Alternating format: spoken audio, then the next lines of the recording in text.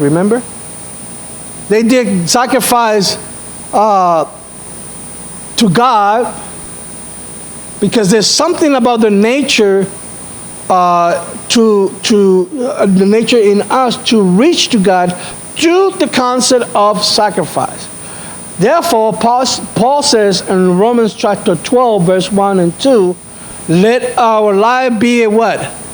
Living sacrifice, to be a testimony to the world, right? So sacrifice is something that is embedded in us. Now, there's a motive for the sacrifice. It appears, it appeased the wrath of God. Of a God, I should say. Not God, but a God. Okay? It also controlled the God, that whatever that God is, in terms of magic and manipulation. Okay? Remember I was telling you last time that here are the prophets of Baal, and then here's Elijah, and everybody is screaming and hollering at their gods.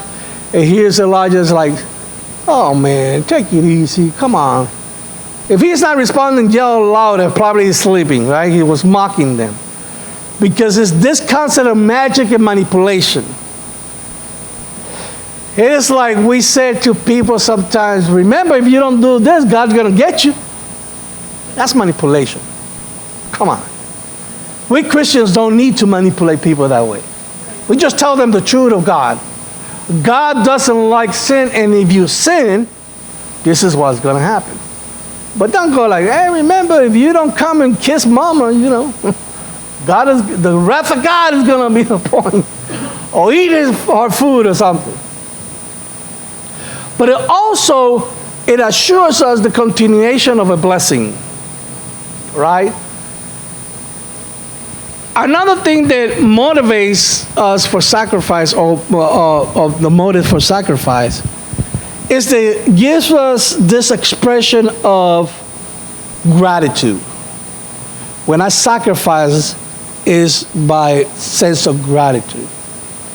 It brings about the fellowship with God and God with us. This is unique to the God of Israel and Christianity. And in Islam, these three major religions speak about our relationship with God and God with us. So, but the uniqueness to Christianity, instead of our bringing sacrifice to God, God brought the sacrifice to us through what? Through Jesus, right? Are we getting this? So here we go with the major sacrifices. Okay, this is part of the Jewish holidays and what we do, the things that we do. Okay, so we have the Olah, or the Olah, whole burnt offering. We burn everything. Okay, it's that whole burnt offering.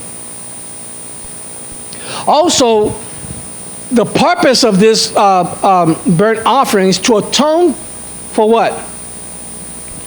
For human sinfulness.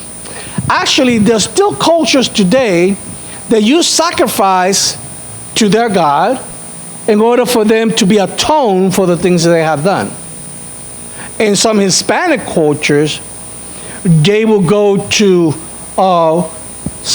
in Puerto Rico is San Sebastian, where people go to the beach and walk 3 ways back and throw the sins back or something like that.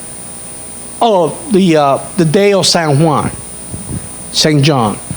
People go out to the beach and they have their list of sins that I've done, and they walk 3 steps backwards and they throw it back, and then it's gone. So I wish it was that easy. So the kind of sacrifice is a male without blemish from herd or flock or 2 birds. Why without blemish? What? And Jesus was what? Perfect. Now, I can look at any person today and I can find imperfection in the body. So when you look at me, there's imperfection in us. But in Jesus was perfect. So perfect that the priests at the time were jealous of his perfection. In his walk, in his teaching, in his living, in his rebuking, in his salvation, and everything. He was perfect. They couldn't find anything against him. That's why they had to come up with stories, right? What is the best way? Let me see who I asked this time. And what is the best way to destroy a person? Huh? Okay. A lie. Use a lie and believe that lie to be truth. Speak that lie all the time and you will destroy a person. That is the theme, and I'm sorry to bring Batman and Robin here, but there's this movie of Batman, right? Batman Arise, where he is saying about Harvey or Harley, one of the lawyer, say he cannot be corrupted because this man has integrity, right? But one lie destroy that man's character. One lie. So that's what it takes to destroy any person. Yes, sir. Right. Right. Okay. So here we have a male without blemish, has to be completely burned. Actions of offerer, it brings offering, place hands to the head, slays, skins, cuts, and pieces. Very gruesome, I should say. The actions of the priest is accepts the offering, throws the blood against altar, and can you imagine us throwing blood around? Oh my God, people will not come to this church whatsoever, right? It'll be a bloody mess, right? So you had to wash the entrails and legs. Then we have the other feasts or sacrifices, hatat, sin offering.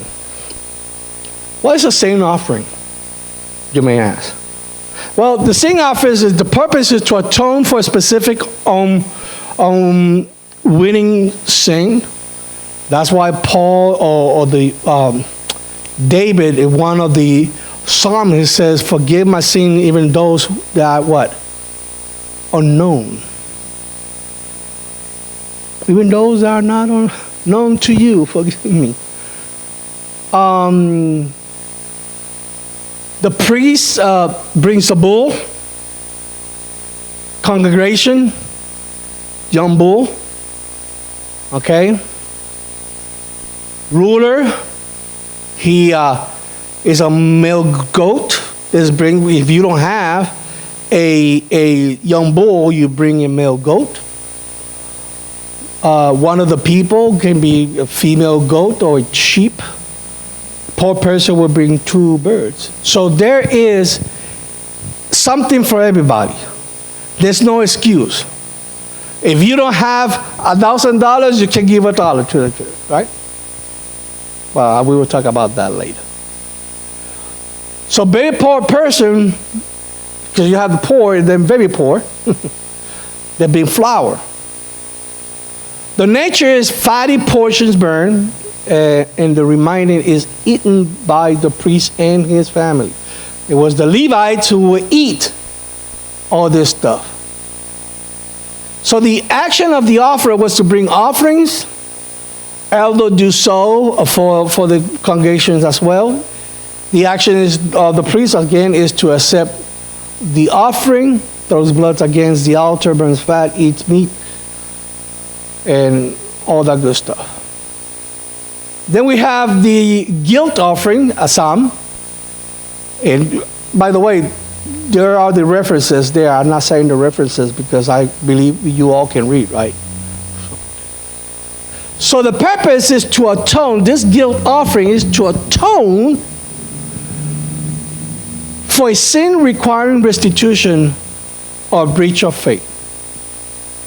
So, for example,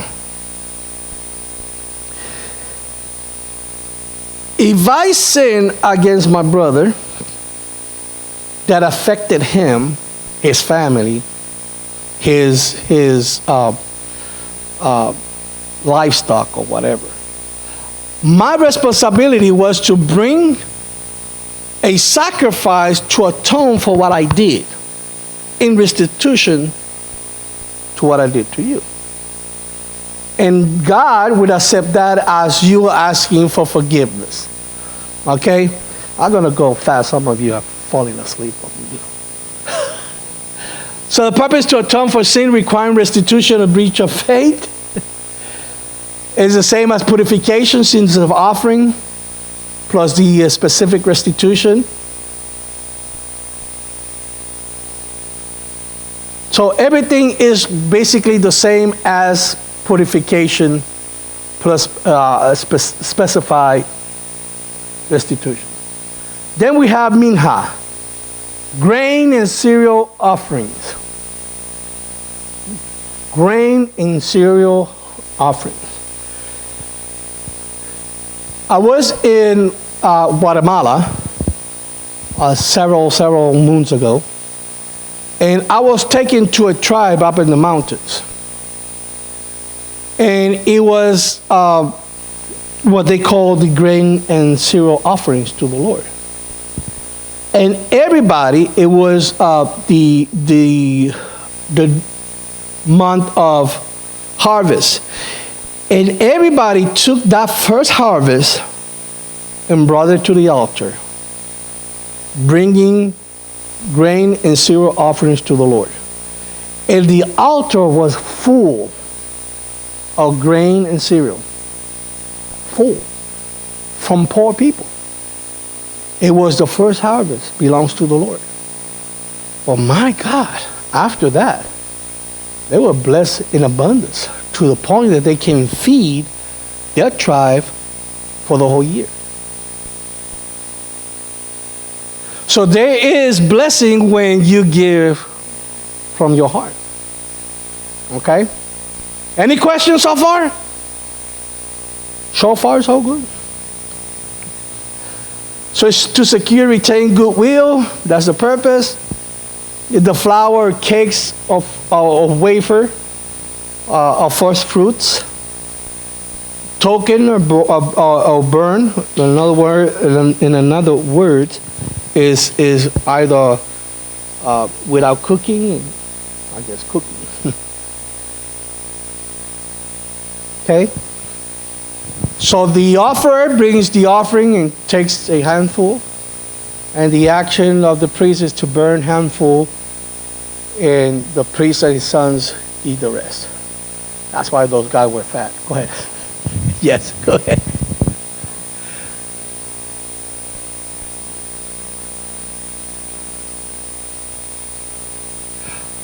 I will go there. I'll be there. I'll be there. Okay. So, salaming, the peace offering, is to render a praise to God. That's the peace offering. Praise to God. What you did earlier. You practically offer a peace offering to God to accept the words that was going to bring later on. That's exactly what it is. Just to render praise to Yahweh, male or female, from the herd or flock, without blemish, of course. Fatty portions born and the rest eaten. Basically, is the same thing over and over again. Then we have Torah, which is praise offering, but it's also a praise offering, or it's not there? It's getting there. Yes, it's getting there. Okay, let me put it for so much. He's desperate. Torah is a blessing of gratitude. Torah means thanks, right? Todah Rabbah would be thank you, but to say thanks is Torah. It's a praise of offering in gratitude. Okay? Nether is a vow offering, in fulfillment of a vow, obviously. Nadaba is a free will offering, spontaneously from a glad heart. Okay, the free will offering. These are examples of how the altar of sacrifice looked back in the day. This still remains some part of Israel, Iraq, Iran, Libya, some places that they haven't destroyed it. It's still in there, but they are to be built in the tabernacle. So here is an example, more examples about it. This was discovered in Israel, close to the temple. Okay? Now, chapter 10, 1-7, talks about a particular brothers. They did something before God. Nadab and Abihu. You remember what they did? Anybody? I'm telling you, if you don't read it, you will not understand what happens in the New Testament, because this is exactly what happened when Sila and came to lie before God, right? They did a violation. What was the violation? Strange sacrifice. Actually, it was strange fire, but we take sacrifice. But unholy and strange. And in other words, God didn't ask them to do it, so it's strange. Why are you doing this? Why are you lying to me? Why if you sold your property in 500, you said 250 so you can gain 250? Why you lie to the Holy Spirit? Well, fall down and die for lying to the Holy Spirit. Not to me, for the Holy Spirit. Oh my God, you imagine if that happened to the church today? We'll be as empty as we are right now. Come on. Let's be honest. So it's unholy and strange, contrary to the law of God. They were possibly drunk when they did it. God was not pleased. And what happened to them? Huh? How?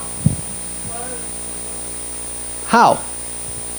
We all know there was fire, but how? How did they die? The fire came from where? Come on. Okay. That's the only thing you find there? Anybody else find something else?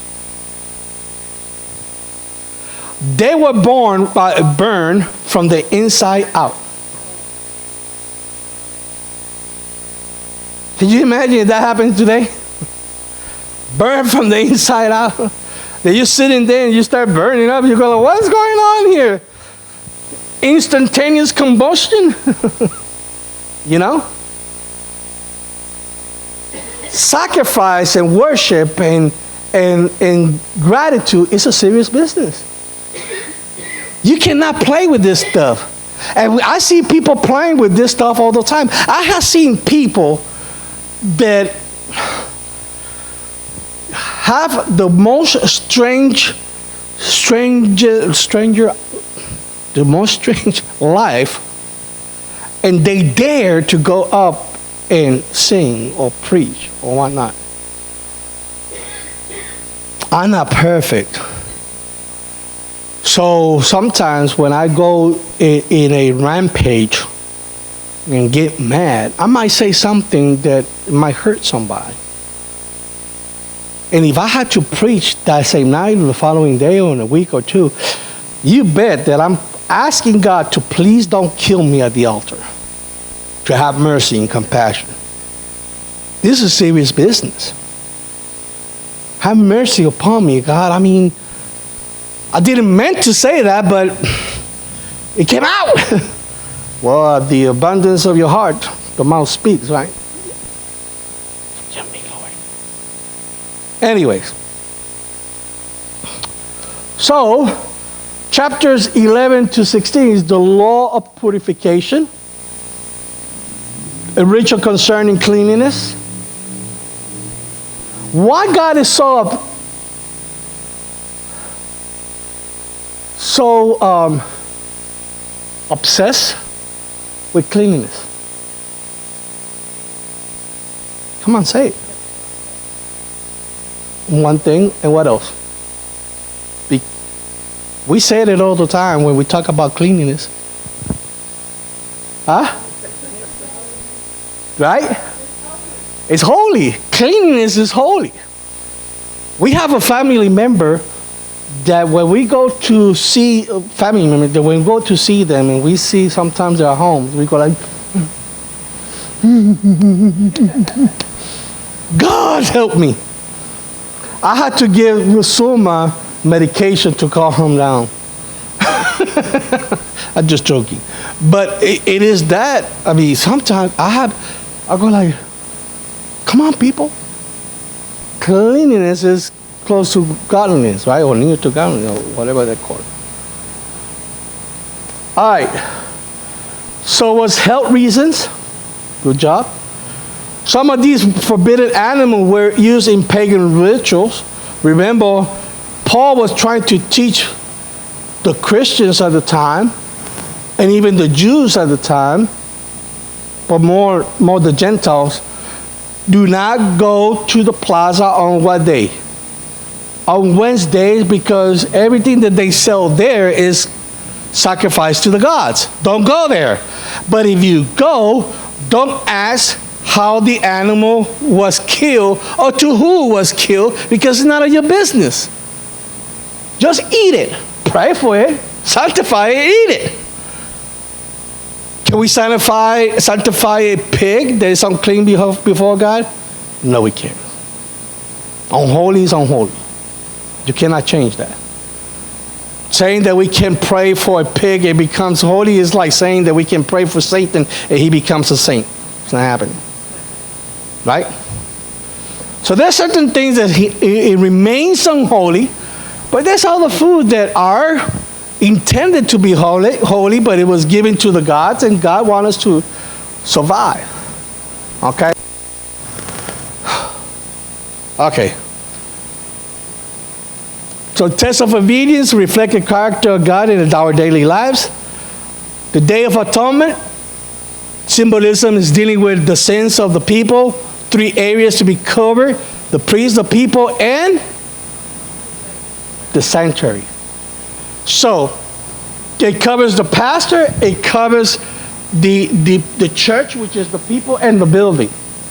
I have a kind of an argument with another chaplain when I was in the military, who did something that in my opinion was unholy. And he told me, "You're gonna get mad because of that? This just 4 walls." And I said, "No, sir.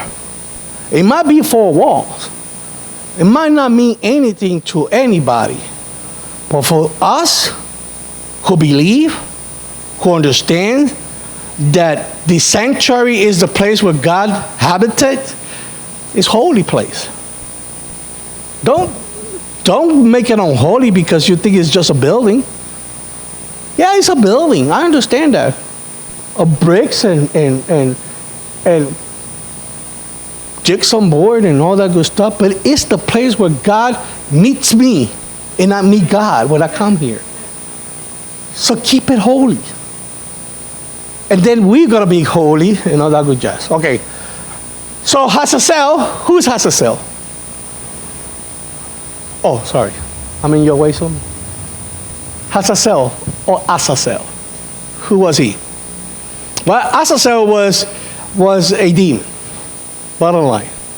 And he fed out of the fear of the people.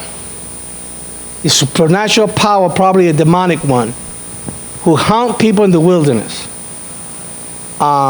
Me being in the desert, I can tell you stories of situations that happened to me and other chaplains and Christians where we were in the middle of the night, 2 or 3 o'clock in the morning in the desert. Some I can tell you that I will call her. I said, "Man, I just went through a rough time coming here to call you." So why? Hyenas. They're out there laughing at us, But we knew that in the camp there was no hyenas.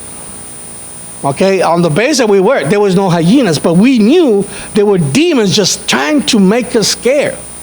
And I said, so I had to walk with the armor of God just to come over here to call you, because I live like in the other side of where the chapel was. And the only place I could call Suma was at the chapel, so I had to walk from there to the chapel in the middle of darkness. I had to go like this. Oh, there's a chair there. Let me move this way. Oh, there's something there. And you could see these animals just like, you could see the roaring of animals just ready to eat you alive. Well, this demon, that's exactly what he used to do. Yes?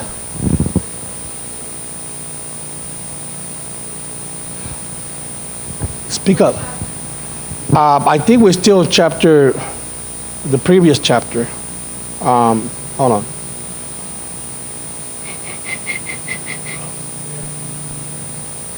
Yeah, chapter 16. Verse 8 to 10, what it says.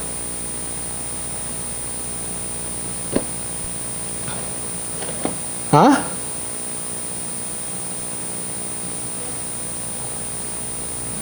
Huh? That's what it says? Talks about him, right? Who else talks about him? Ezekiel talks about him, and he goes like, it was this who was scaring the nations?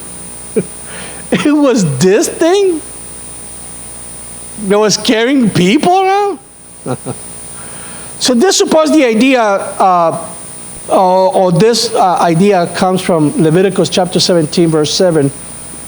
The offering sacrifice to the satyrs, and Satyr and Lilith are two objects of worship that was in the iPod of the priest. But some will use, some people would worship that instead of worshiping God. Same as we sometimes worship. What's up, Suma? I see that face. Come on, talk to me. Say it now, or hold your peace.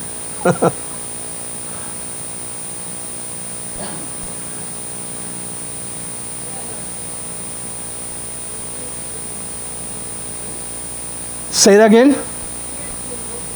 Like a goat, yes. It looked like but you will see. I'm going to talk about that here in a minute. So he identified himself as the leader of the angels, and recorded in Genesis chapter 6, wanting the daughters of men. Eventually, Hazazel is bound by Raphael and cast into the dark wilderness, that is Satan. Okay. Now the problem, according to these two scholars, is that the offering of sacrifice to the satyrs is spoken as a heinous crime in the text, or the next text, which is 17:7. An homage to a demon of the wilderness cannot therefore be associated with the holiest of the temples, right? So he believed that because they were worshiping these two rocks, basically, they were committing specific sin. But that's a different story. Hazazel composed of two Semitic words, the Hebrew word goat and the Aramaic word to go. So Hazazel is the goat of going out. That's why you are to be a sheep and not what? A goat. All right? So here is, in closing, look at that, I almost did it on time. In closing, these are the summary of the holy days to be observed. Leviticus chapter 23, verse 1 to 3 talks about the Sabbath day. It's the day of rest. Okay? Question to you. Did God change the Sabbath day for Sunday? No. So why we worship on Sunday and not on Saturday? Huh? One. What else? Maybe. Okay. What else? Come on, talk to me. Huh? That's what the history says, right? But because they went to the temple on Saturday, and then after Jesus died, they still went to the temple on Saturday. right. And then they met All right. the first day. Right. But I tell you why we worship on Sunday. Are you ready for this one? A pope. A pope said, you will worship on Sunday because I said you're going to worship on Sunday. Anybody knows who was that? One of the popes, I can't remember his name, to save my life. But he said, and I will have it for you next time I come in here, probably Sunday. I will tell you what the name is. But that pope says you worship on Sunday because I said you worship on Sunday. And from that day on, everybody started worship on Sunday. But no, the day hasn't changed. Leviticus chapter 23, verse 5 to 8 is the Passover. Okay? We remember Passover, right? Where the angel was going to pass and kill the firstborn, but those who would sacrifice a sheep and put the blood on the doorpost, they will be what? Spared. Leviticus chapter 23, verse 9 to 14, the first fruits. Okay? Is part of the Passover. The first fruits. To bring to God the first fruits after Passover. Or during the Passover. The Feast of Trumpet is in Leviticus chapter 23, verse 23 to 25. Is Rosh Hashanah, which is the new year. With the Feast of Trumpets, I should say. Feast of Trumpets. Remember when Jesus says at the sound of the what? Trumpet, what's going to happen? Right? We're going to be called up. We're not going to be, what's the word the Christian use for that? Rapture, thank you. We're not going to be rapture. Do you want an example of what rapture means? You want an example? Jerry, come over here for a minute. Please. Huh? Right.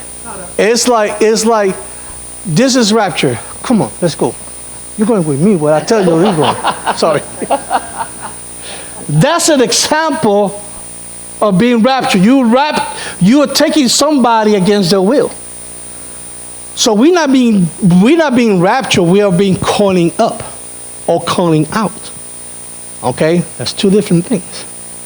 So be ready for the sound of the trumpet, because when the sound of the trumpet comes, he's going to call you out. Oh, it'll be awesome. A trumpet. I'm going to tell you how to difference the trumpet. Huh? Gabriel, it could be him, it could be Michael, it can be